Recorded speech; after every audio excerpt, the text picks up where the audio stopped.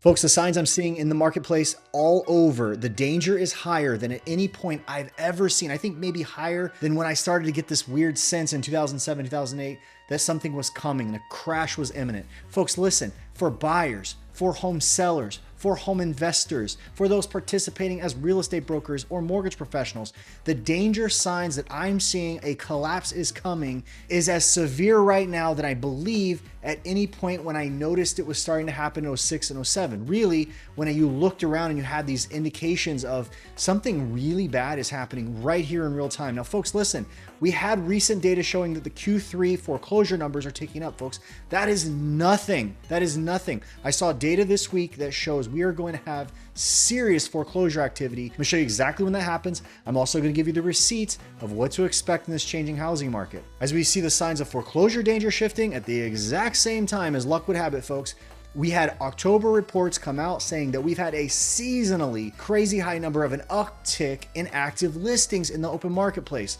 At the same time, there's been absolutely no improvement in the amount of buyers that have absolutely hit the bricks, have decided they're not going to buy houses. JP Morgan came out and pointed out in the past 2 weeks that, hey, look, the market is so bad with buyer activity that it need only a little uptick in housing to cause a serious collapse in home prices. Further, the added dimension of this whole discussion is the fact that people are being forced now to dump their 3% mortgage rates as everyone is feeling the stranglehold of high interest auto loans, high interest credit card debt, and student loans that are now setting in on them and stifling the public. I had multiple conversations this week that I'm going to share with you from people in the industry who are now seeing homeowners that have those 3% mortgages that are saying, hey, look, I can't keep it. I have to get a new mortgage. I can't keep paying my additional credit on top of my beautiful 3% loan, whereby it becomes a forced issue where they can no longer keep it. Now, on the backdrop of buyers unanimously saying that this is one of the worst times on record to ever buy a home, you have the rumblings now of some of the nation's largest corporate real estate holders of homes. You have companies that own 50,000 plus homes, multiples of them from Wall Street, now being greatly incentivized to decide, hey, maybe right now with unemployment coming up and rising and harm coming, it might just be time to shift out of these assets, which it's hard work owning a property and renting it out. It's not just automatic money. So some of these companies that own huge sections of some of these cities all across America are deciding, hey, maybe, just maybe, it's time to get out of the landlord business and dump these houses in the open market. Now, as a sidebar to all the crazy news, which even though I'm here to talk about 5 oceanfront cities that are alarmingly in crazy danger of a price collapse, so much so that they stand out on their own, even though all these 5 metro areas are in Florida. They are above and beyond in more danger than any other market you could even imagine. Now, I say that because they're standing alone in their own issues. So what I'm saying is when I researched the top metros across the entire country, the areas that have the most inventory and the biggest price reduction activity, I was overwhelmingly alarmed, folks, that those places are actually in the South, the southern states, the states that everybody would not guess. And I'm telling you, folks, there was actually a total of 14 metro areas that caught my eye, but they're only in 3 states. They're in Texas, they're in Florida, and they're in Tennessee. Isn't that interesting? These are the states that you would last assume have markets that are fast shifting into harm's way. I'm gonna take a dive in with you and show you those markets in the state of Tennessee and in the state of Texas. We're gonna do a deep dive on these areas where if you are looking to buy in a town that's near the water, you wanna live on the ocean or 5-10 minutes away from it, assuming you can get hazard insurance for it, of course, in Florida. But whether or not you own here now, or maybe you want an opportunity to buy that, I'm gonna cover some epically changing, crazy stories that are going on in the national view of real estate. And I'm gonna focus in the top 5 of the very top 14 hardest hit markets that just happen to be oceanfront metros, and most of them are in the beautiful Sunshine State. So as always, folks, if you want to support the channel, smash the like button. And for continued updates on this journey we find ourselves, smash the subscribe button so you find out about the latest updates as they're posted. But let's get started. Folks, let's take a look at the economy and what's going on with buyers. Now, this is the biggest problem, folks, right here. We're going to start here. Now, it's one thing that we have epically low inventory. Okay, there's not a lot of homes for sale. You kind of see that as a headline, and in theory, economically speaking, this should actually go with all the real estate bulls out there that think the marketplace is going to be in great shape and that this is not going to be another crash like 2008. A lot of folks sit in the seat of the supply side chain of the housing market. And I've been telling you for a long time, if you're only focusing on that from the aspect of one side of the economics, you are sadly mistaken, because what is actually going to happen this time is the same dilution or the same setbacks economically speaking, because every home price is a function of supply and demand, folks. So the reality of the last crash, the demand and supply equations, they're going to be shifted differently than what they are going to be shifted this time. Okay. But make no mistake, there is going to be a dramatic downside on one of those two particular pieces of supply and demand that's going to epically crush the economy this time again. You will see a change in what your home price is worth. Now, let's start this off by looking at purchase demand. Now, so you guys can all see this right here. The gray cloud is a really fun graph because the back end is the Mortgage Banker Association data for how many applications are being made. Now, cue the video. I'm going to show you a video right now this past week, last 2 days. The Fair Isaac Score CEO, FICO score, 60-year-old company that basically produces all the credit data. They, in fact, actually sell the credit reports. They have the scoring system, and lenders need that because we are a consumer-based economy. And so everybody needs a credit score because they don't have any money. They just keep borrowing it, which is the problem, which is going to cause another collapse. We're going to talk about that. But listen to what the CEO says. So what is higher for longer from the Fed? Because we know that's been the message. What does that mean to this entire picture looking to 2024 and for your business? When we look at the score side of the business, we see, mortgage volumes are about as low as they've been in decades. And we don't see it coming back very fast. We do see it coming back. I mean, sooner or later, people will be buying houses again. And if we have a 1 or 2 point decrease in mortgage rates, which could be a while in coming, but if we have that, we're going to see the refi market come back too. Decades low of mortgage applications. Now, we didn't need him to say it because obviously the survey that you see in gray right here is every week they check in with the Mortgage Banker Association, and the Mortgage Banker Association says over and over, week after week, nobody is applying for loans. So he confessed what he sees at street level, the CEO that is, but look, we already know the rates are super high. Buyers are super out of the equation. Taking this a step further, folks, you don't have to have a degree in economics to know why we have problems. Look at this. Mortgage demand drops to the lowest level since 1995. Last week, demand for mortgage loans fell 7%. The 30-year fixed mortgage was at like record highs, 6 straight weeks. High lately, okay? Obviously, the mortgage rate has been higher in the past. To afford an average U.S. home, you got to make 115 grand. Look at this. This is what Redfin reported. To afford the median price home in the U.S. now, Redfin says a buyer must earn $114,627. And by the way, folks, this is up 15% over last year. This is the big problem. Even last year, you had, if you look at your house prices in any given city, you're probably flat with last year. So if you're looking at October of 2023, you're probably flat even, maybe down a little bit in this year versus last year, depending on where you are in the country. However, look at this. The cost of ownership for a new buyer this year is up 15% from last. In places like San Francisco, people have to buy a $1.5 million home to survive there or live in a tent. So you have to have a $400,000 income. Folks, listen, it's not rocket science. It's very simple math. In America, the average salary is $46,000. Okay. So if you need $115,000 to buy a home in America, 2 salaries on the average is not enough. And herein lies the problem. Now, folks, let's take a look at rental for a second. I'm not going to pull this up, but rental vacancies are climbing. Interesting. Rental rates are softening. Now, folks, listen, a lot of you watching this channel right now are in a rental situation. Maybe you've owned in the past, but you don't own right now. Many of you are stressing on a potential rent renewal coming up because you've been hyper triggered over the last few years. Every time your renewal comes up, you get your rent jacked way up. I got good news for you folks. Vacancies are coming up and the rent data is showing that while it is not massively lowering itself, it is starting to have a softening trend, okay? So it's being a little bit more favorable for the tenants right now. However, it's still a very balanced market. You're not going to see people just slashing your rent rates really across the country as it stands right now. But folks, let's check out the real problem. So right here, this is Fannie Mae's National Housing Survey. This is the home seller, home buyer sentiment report every single month. Consumers expressed even greater pessimism toward the larger economy this month. In addition to their ongoing frustration with the housing market, said Duncan, via our October national survey, 78% of respondents told us the economy is on the wrong track, up from 71%. By the way, folks, a record number of 85% said it is a bad time to buy. Now, folks, on that survey, listen, whenever someone says, is the economy on the right track? I don't even like the question, okay?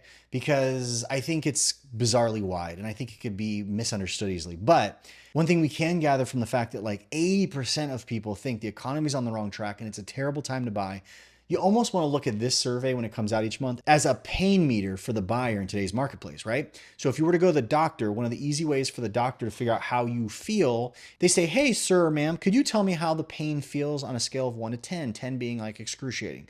This is the same thing, right? So if you were to ask me, like, because I say I don't like the question, if you were to say, hey, Jared, do you think that the economy's on the wrong track? I'm going to tell you and say, I don't think the economy's on any track at all. I think it's literally a train completely off tracks altogether. The economy and a track, it shouldn't even be in the same sentence because we spend money into oblivion. We just keep borrowing. There's really no plan other than what conceivably looks like national bankruptcies heading dead ahead. But folks, our economy is about to get way, way worse. Look, this is the problem that's going to trickle over into housing. Take a look at this graph.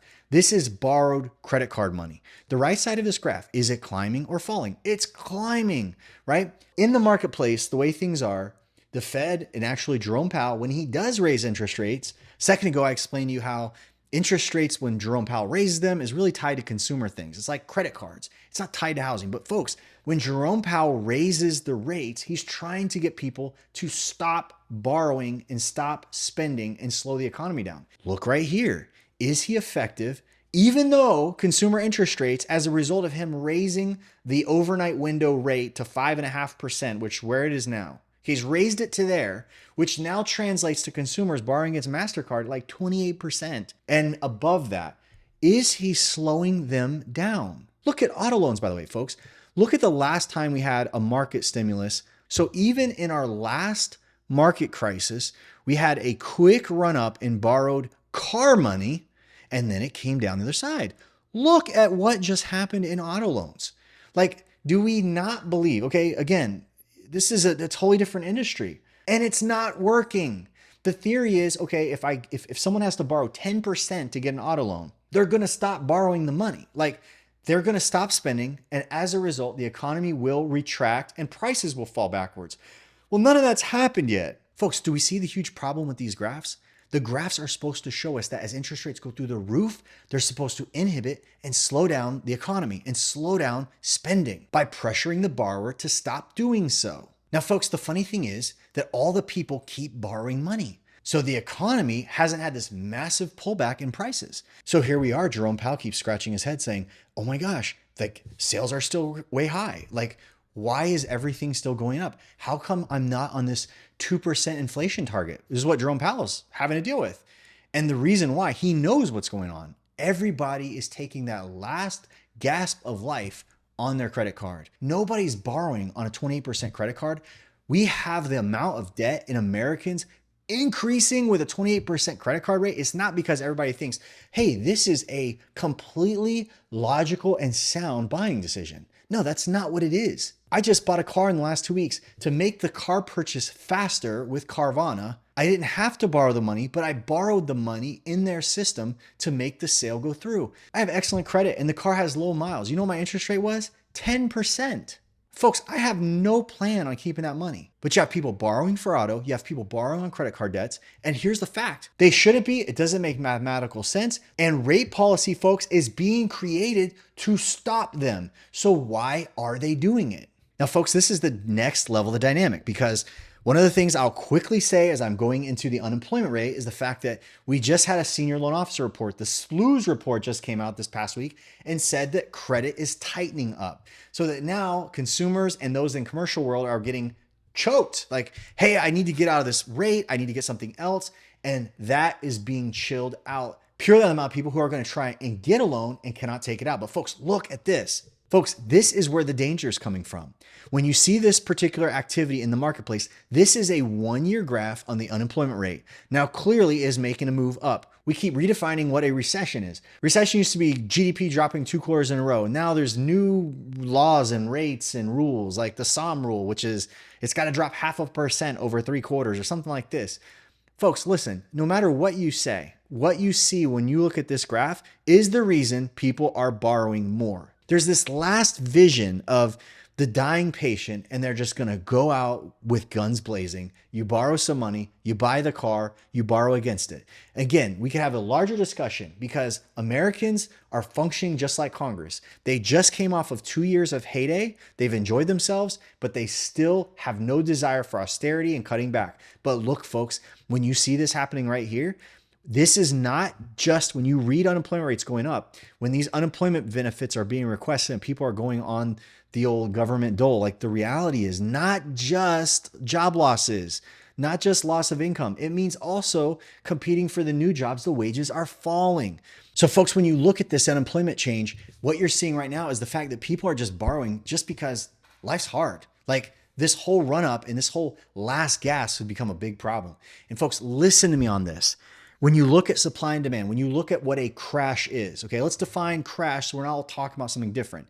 When you look at 2008, 9, 10, 11, the series of years where the economy reckoned on housing prices, what actually took place was you had 2 to 4 years preceding that where it was gangbusters, massive appreciation at historically high rates in a very short amount of time. And then you had an opposite deflation of those prices, dramatic drop. Okay. Now, so far, folks, from 2020 to 2022, we have the same thing that's already played out. We've already had the massive run up in price. But now everybody says, hey, you know what? This 2008 thing, it's not going to take over again because back then, what happened was supply went super, super high. And I've been telling you on this channel, you already know what I'm going to say. The reality is, we have the opposite scenario that causes this crash.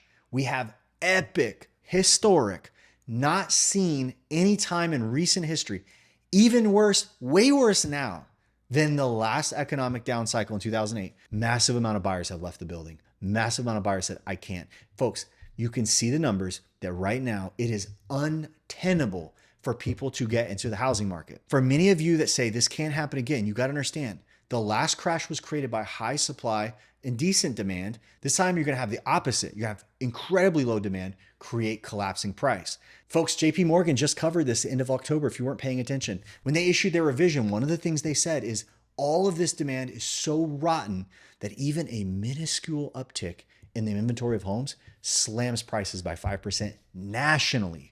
That means you got parts of the country that are down 10, 15%. Now, folks, many of you know on a weekly basis, I speak to industry insiders on the mortgage side of the business. And I have to share with you what I heard on multiple fronts. I asked more than one LO. It wasn't unanimous, but multiple LOs, more than one, corroborated the story I'm about to share with you. I've mentioned in the past, I had a friend come up to me and say, hey, Jared, I need to borrow against my house. I said, why? Don't borrow against your house. Like, you probably have like the cheapest interest rate on history. He's like, no. So I got 28% credit card debt and it's strangling me. Now I go and I hear about this one particular LO who like 70, 80% of the loans he's doing this past month is a result of people getting rid of their 3% interest rate on their first mortgage and getting a new loan at 7 to 8% as a result of having to refi all their debt into that 7 to 8% interest rate. Why? Because they have had to lean on those high interest credit cards. The student loans are kicking back in, all the debt's weighing against them, life setting in. They're saying, I'm getting crushed. I now no longer have the choice. So what's happening is you have a lot of loan officers that are encouraging, that are going to their base, people that they've actually done loans for in the past and say, hey, listen, you're getting crushed. These loans are crazy high. All you need to do is roll it all together in your first mortgage. Yes, your rate's a little higher, but all you have to do is refinance later on. So here's what's gonna happen, folks. You know how you're gonna see all those debts, the auto loan category spiking through the roof, consumer credit, you're gonna see that get put into mortgages. You're gonna see that mortgage debt, folks. And I know what you're thinking. Hey, Jared, why don't they just get a home equity line of credit? Not everybody can get one. Not everybody can qualify for one. You got to have a real spread of equity, and not every single person has those kinds of spreads. There's a lot of people that buy houses that do not have the ability to get any additional money on the equity in their home, lest they kick and punt that first mortgage that's 30-year fixed at 3% they got golden rate a couple years ago. Many are going to find themselves having to tap into that swap out of it in order to survive as the market tightens up. All right, folks, let's switch to the supply side. I think we've all heard enough. Hey, Jared, I get it. Nobody's buying a house. Nobody can buy a house. Nobody wants to buy a house. The smart money that has cash, they're history. They're out. Let's talk about supply because, folks, here's the deal. As I mentioned last year in Florida, over a 7-month span of time, when you go from June, July to the end of December in 2022, the state of Florida lost in its average price 13%. Went from almost 600 grand to the almost 500 grand straight down. And all it was buyer demand. Buyers backed out and a tiny little bit more inventory stacked up because everybody was in shock because interest rates were 3-4%, went to 5, went to 6, went to 7. And then everybody panicked in the fall of last year and it caused major issues. Fast forward till now, everybody in the second quarter of 2023, here we are. Everybody's feeling pretty good about housing. Hey, everything's going to be fine. Even though many markets around the country lost a bunch of ground in the fall of last year, many of those markets are making it up this year. Prices coming back from January, February, March, April. Not everywhere. Nevada, Austin, a few other places in the marketplace, it's like still suffering. But look at this, folks. National single family housing inventory. Look what's going on. It's back. It's back to spiking up. It grew 1.5% in a single month. Now, folks, listen, the reality of October was a shock to a lot of folks. Here's why. Because number one, October is not a seasonally high month for people to bring listings to the market. So everybody was going, what the heck? Why are all these sellers bringing their homes to the market? I'm going to share with you some unknown things. For instance, Wall Street bringing houses to the market is one of them, but you're also having people who just have FOMO. They're like, oh man, I got to bring my house to the market now because I know all my neighbors got multiple offers and all that, and I'm eventually going to sell, so maybe now's the time. So you're actually seeing inventory spike up at the same time, record few buyers shifting the equation because they're not pending those homes. One of the other fascinating things that in the face of all this climbing data, Redfin in their reporting of October said in their 8-year run of watching the national marketplace, it was the highest amount of price reductions on record. Folks, all this tells us that the sellers know. The sellers feel the trends. Many of these sellers, I go market by market, I watch, and the price that they start their house at is insane, okay? So this is something that we're seeing across the market. Everybody starts their home at some crazy number because it's obvious. You see what's called median list price, meaning we can tell where people are starting their house price, and then the median sale price is vastly different. Now, this is because people are just not on page with the market. This is another thing that's going to contribute to higher supply. But the next story that is even more fascinating is the fact that Wall Street, and I believe it was either American Homes for Rent or Invitation Homes, one of the two, recently in an earnings call said, hey, look, if we see pressure coming, we might just be in a great position to sell off all these homes we bought in 2013 and 2014 for half the price that they are now, folks. They can put those in the market. I saw a friend of mine talking about a couple homes he had. He sent me the Zillow view of the listing where the price had been hacked down. 15% was owned by the Wall Street firm that was selling it. And they're unloading those houses in the marketplace that he's in. And this is in Texas. Now, this is interesting, folks, because we forget that some of these Wall Street companies take American Homes for Rent. I believe they own around 50,000 homes. Folks, 50,000 homes is a big number. That's a firepower. I mean, to give you an idea, Florida sells about 350,000 homes the entire state. We're probably one of the largest amounts of sales in the entire union against obviously places like Texas and California. But as I was telling you before, folks, it doesn't take a lot to tip prices whenever nobody's buying homes. Folks, think about it. Many of you are sitting here going, well, hey, you know what? They bought all these homes. They're really cheap, but aren't they just cash cows for them now? Yeah, but the money's not free to these companies. So the companies that have these properties have investors. They have notes they have to pay for. All these notes have interest on them. So think about it. Right now, when you have bonds, some of the bonds paying and some of the high interest savings yields and all this kind of stuff, we're going towards 5% and beyond.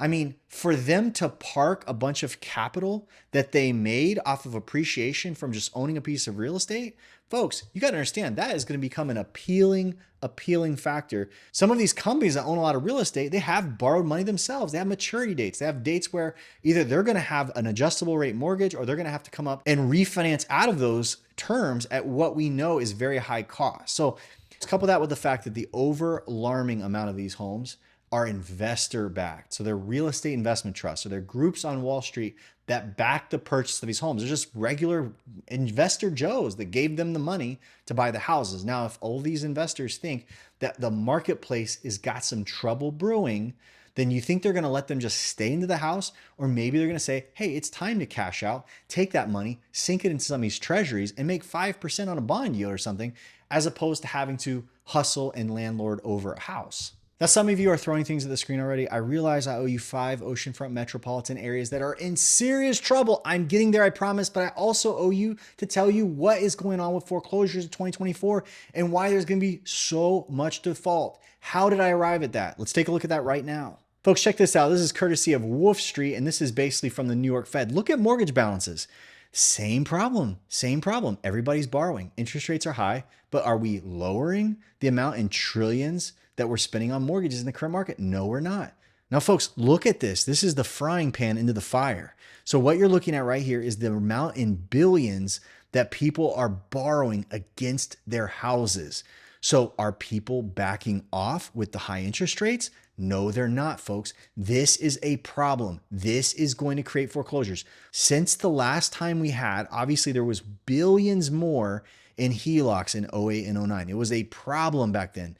But folks, look what's happened since 2021. Ever since rates went low, people are now still taking money against their house, even now.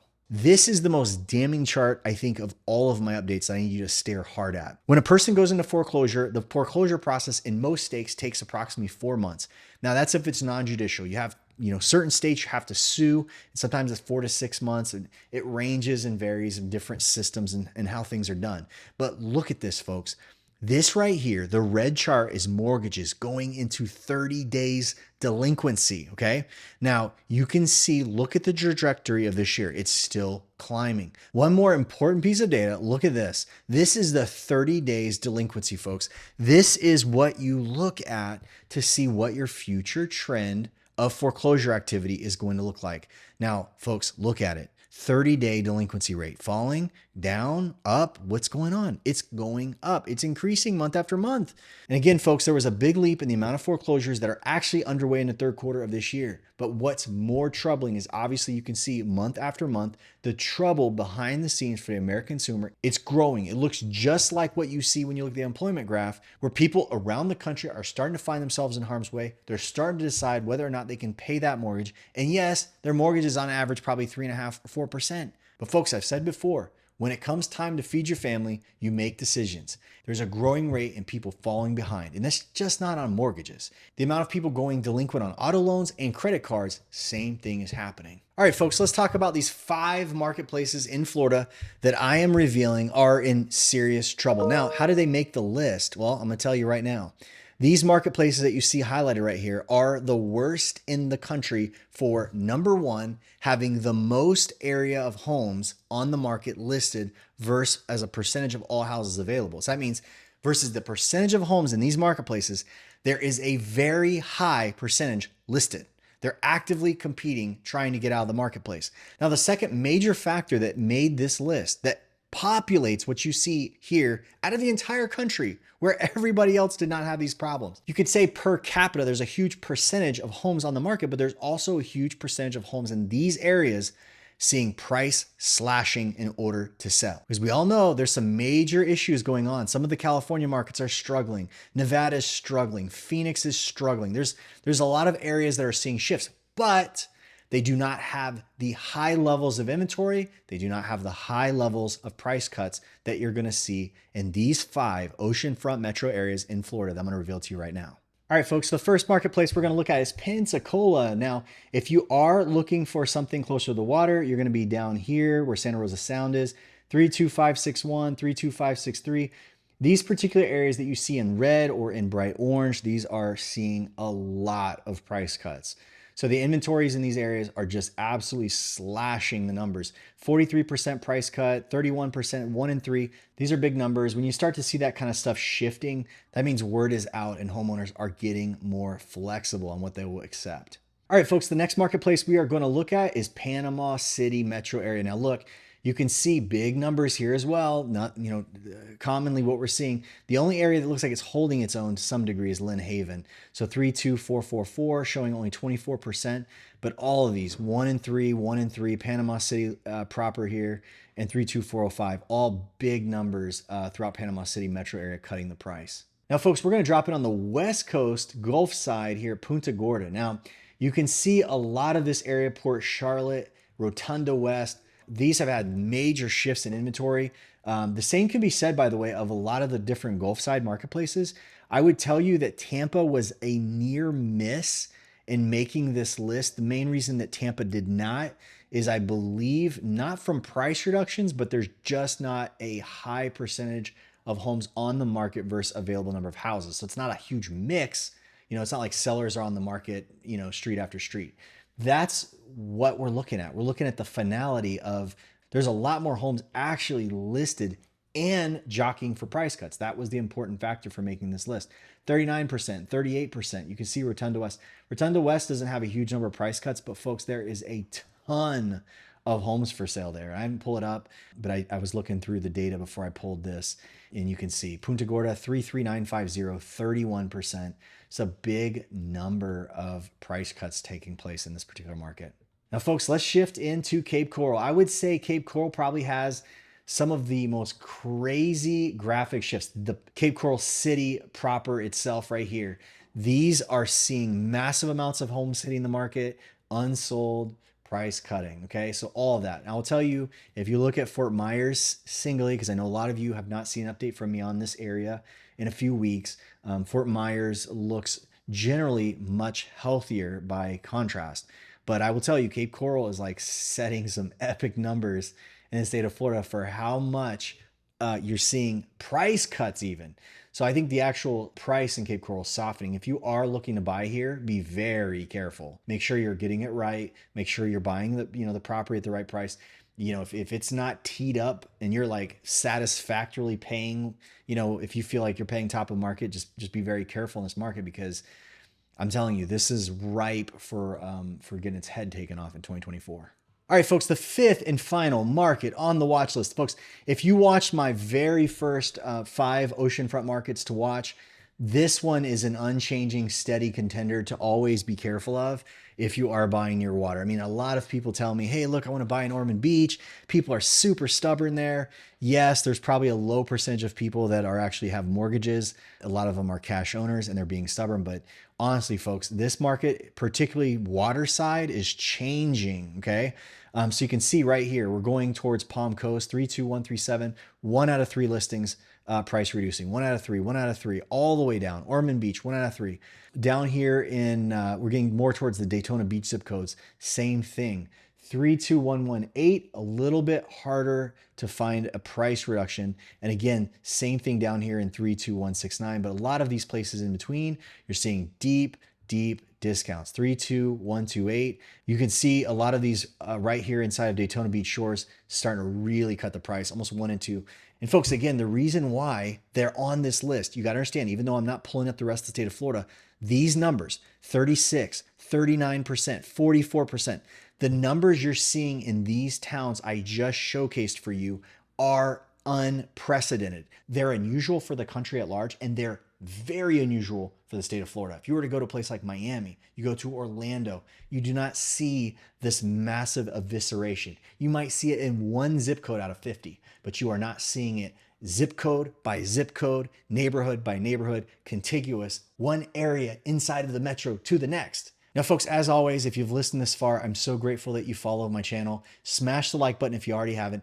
Drop into the comments. We're starting a new week ahead. What marketplaces, whether in Florida or countrywide, do you want me to take a deep dive and do a quick market update on? Let me know down below. If anything, just say hi. No better way to say thanks than smashing a thumbs up or dropping into the comments. And as always, consider smashing the subscribe button and joining us on this journey. We'll talk to you on the next one.